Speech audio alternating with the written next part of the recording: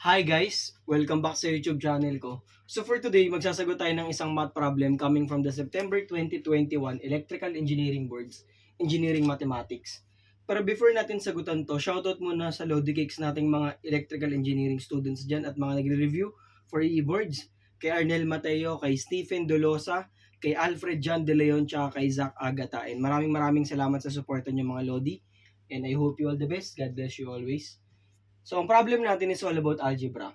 So, Liza thought she had the exact money to buy 10 chocolate bars. However, the price per bar had increased by 50 centavos.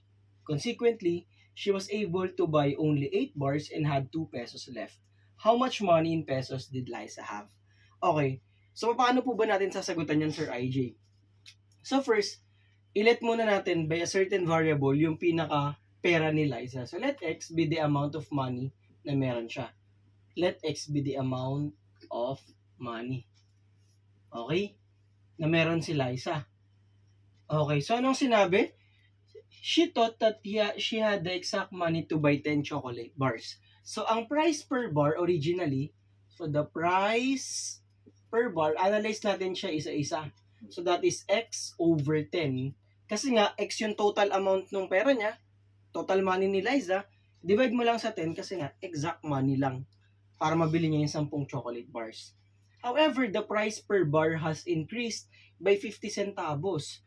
So ano na yung magiging new price per bar? So that will be x over 10, mga Lodi Cake. So this is equal to x over 10 plus 0.50 or 0.5. Kasi nga, nag-increase daw by 50 centavos.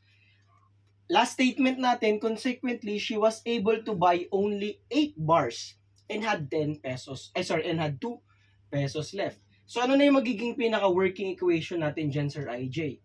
So anong sinabi? Nakabili siya ng 8 bars lang.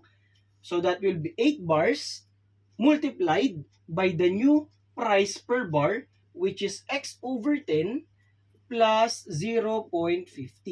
Ito na kasi yung bagong price per bar. Ito yung bilang ng bars na nabili niya. Plus 2 pesos, kasi may natira siyang 2 pesos, equals yung total amount ng money na meron si Liza. So, pwede nyo namang i-shift solve, pero kung gusto nyo i-simplify, okay lang din. So, this will be equal to 0.8x plus 4 plus 2 equals x. So 6 equals 1 minus 0.8, that is 0.2x.